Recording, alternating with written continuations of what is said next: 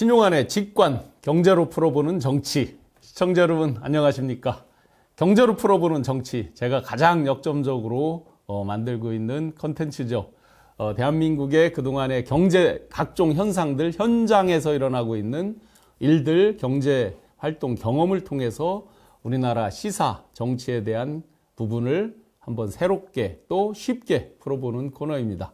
오늘은 경제 패러다임의 변화 전반을 한번 훑어보면서 그게 대한민국 정치에 어떤 영향을 미치고 또 어떻게 정치 현상을 경제 패러다임과 맞추어서 한번 풀어볼 수 있을까에 대해서 한번 보겠습니다.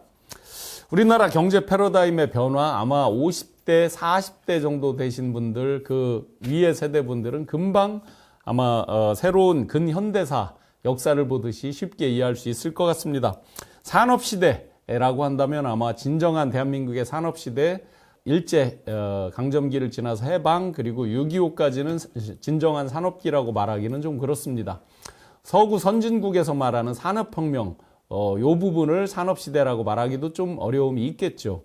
그래서 진짜 근대화, 근대산업, 어떤 기계화, 생산, 대량 생산 이런 것들이 일어나는 시점, 이런 것들을 어떤 산업시대라고 본다면 대한민국 같은 경우는 1960년대 초반 경제개발계획, 5개년 계획 이런 것들이 발표되고 하면서 생산과 수출이 일어나고, 그래서 100만 불 수출탑 이런 것들 우리가 길거리에서 막 탑으로 세워져 있는 거 이런 것들을 보고 할 때, 이제 그런 때를 대한민국의 그래도 진정한 산업시대라고 볼 수 있다고 한다면 1960년대 초반부터 볼 수 있을 것 같습니다.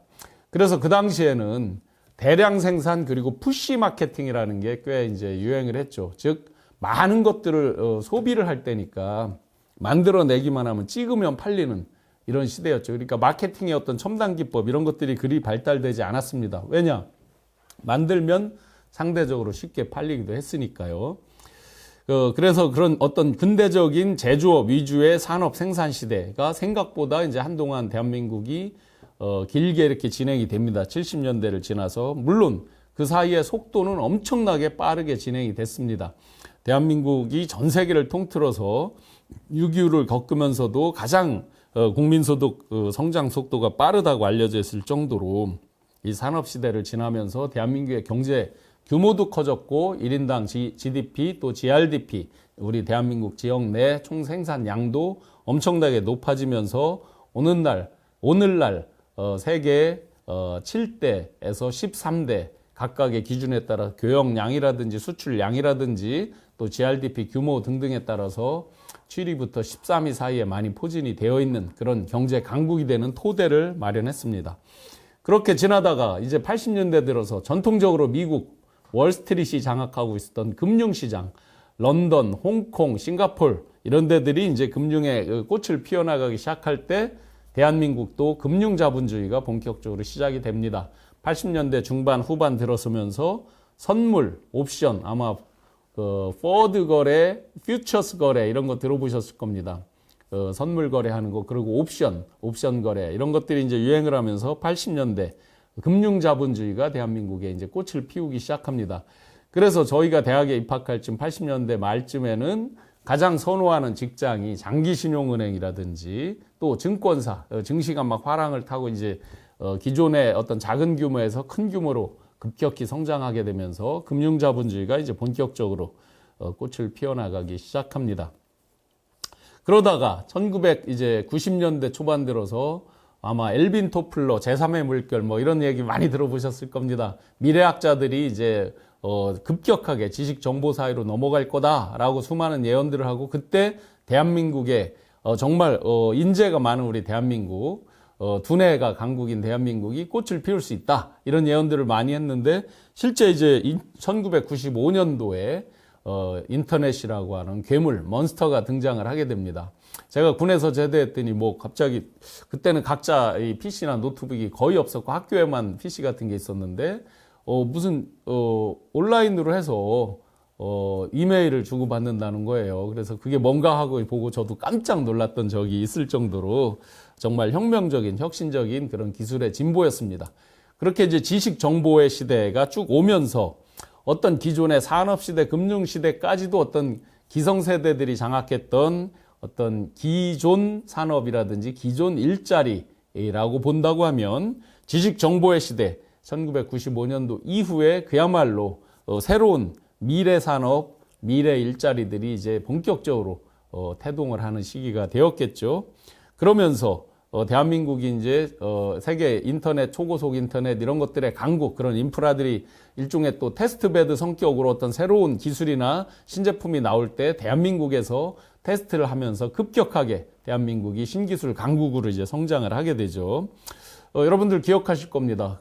삼성이 과연 소니를 따라잡을 수 있을까? 그 당시에는 아마 꿈도 못 꾼다라고 말한 사람이 많았을 겁니다. 마이마이 이런 거 할 때 과연 그 요요 이런 것들을 과연 어떻게 따라잡을까라는 이야기들을 많이 했었는데 그 뒤에 얼마 지나지 않아서 최근까지 삼성이 어떻습니까?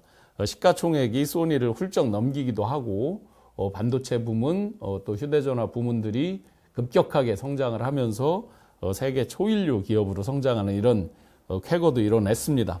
그런 와중에 아픔도 있었습니다. 97년에 이제 외환위기를 겪었죠. 그리고 2008년도에 금융위기를 겪었습니다. 외환위기 때, 금융위기 때 온 국민이 같이 경험했듯이 슬기롭게 온 국민들이 똘똘 뭉쳐서 생각보다 빨리 전 세계적으로 예를 들어 금융위기 같은 경우도 전 세계에서 가장 먼저 벗어나는 것을 선포할 수 있을 정도로 온 국민의 결집된 역량으로 빨리 극복을 할 수 있었습니다.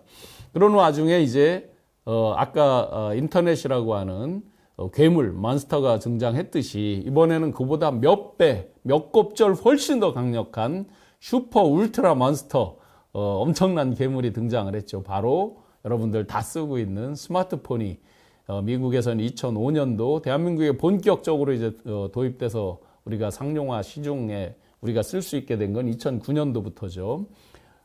스마트폰이 들어오면서 거의 모든 인류의 사고방식이 바뀌게 됐습니다. 그래서 호모 사피엔스 정도가 아니라 포노 사피엔스라고 불릴 정도로 일상생활 속에서 뗄래야 뗄 수 없는 관계로 스마트폰을 활용하면서 지금의 지식, 감성, 쌍방향 소통의 시대를 만들어냈습니다.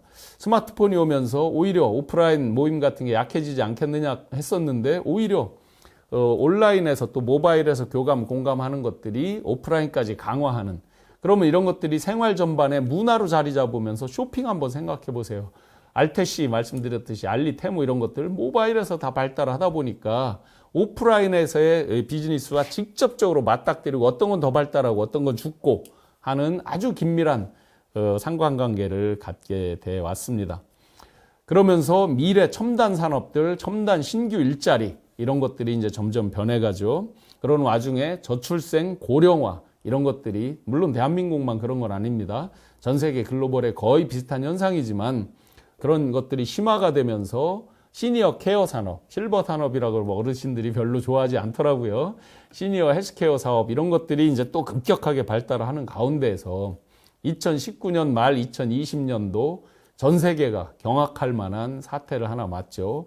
코로나19를 맞아서 팬데믹 전 세계적으로 코로나19가 번지고 거의 경제가 올스톱 되는 거 아니냐라는 우려가 있었지만 그 와중에서도 대한민국 나름 슬기롭게 극복해 나갔고 굉장히 고생을 한 소상공 자영업자 분들도 여러 가지 의지를 가지고 또 정부에서 여러 가지 지원책 이런 것들을 갈구하면서 어려움 가운데 지금까지 이렇게 지나왔습니다.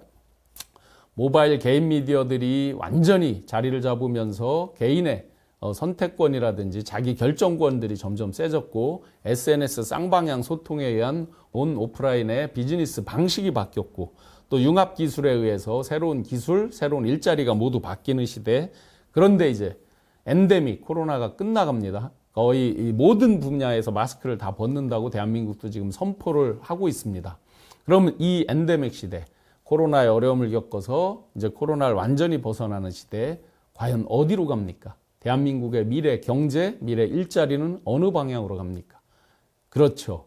그 누구도 가는 길을 알 수 없는 바로 노마드 시대, 디지털 노마드 시대가 왔습니다. 디지털 노마드 시대 뭡니까? 우리가 준비하는 대로 그 방향으로 미래가 바뀔 수 있고 옛날에는 염소, 양, 소떼들 풀을 뜯기려면 풀이 난 곳을 찾아갔지만 이제는 풀씨를 뿌리면서 우리가 원하는 방향으로 끌고 가야만 하는 그야말로 어느 방향으로 대한민국이 튈지 모르는 그런 노마드 시대까지 와 있습니다. 이렇게 경제 패러다임이 급격하게 산업시대부터 쭉 지식정보사회를 거쳐서 스마트폰 쌍방향 소통의 시대를 거쳐서 지금 어디로 갈지 모르는 노마드 시대까지 오면서 우리의 경제 패러다임, 우리의 일자리 패러다임 변하는 것들 그 현장에 바로 여러분들이 한복판에 계십니다. 대한민국 정치 어떻습니까? 산업시대, 그 다음에 지식정보사회에 걸맞게 그렇게 변모해서 어떤 정쟁을 봉합하는 어떤 활동이나 기구라든지 그런 장치라든지 또 그런 방법, 프로세스 이런 것들이 바뀌어 왔는지요. 코로나 때 협치가 제대로 이루어졌는지요. 대한민국이 이렇게 어려움에 처했을 때 협치가 이루어졌는지요. 지금 엔데믹 이제 애프터 코로나 시대를 맞이해서 과연 제대로 슬기롭게 풀어나갈 수 있을런지요. 여전히 산업시대 생산 위주의 우리가 입법하고 우리가 어떤 정치에서 우리가 갈등을 하든 뭐를 하든 우리가 결정하면 국민들 당신들은 따라 이런 산업시대 수준에 머물러 있는 건 아닌지요.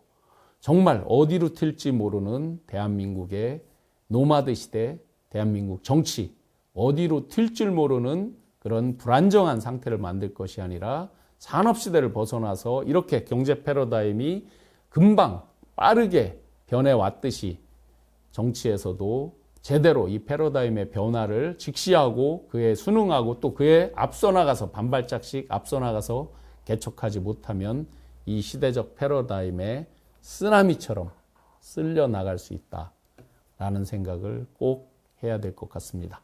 신용환의 경제로 풀어보는 정치였습니다. 고맙습니다.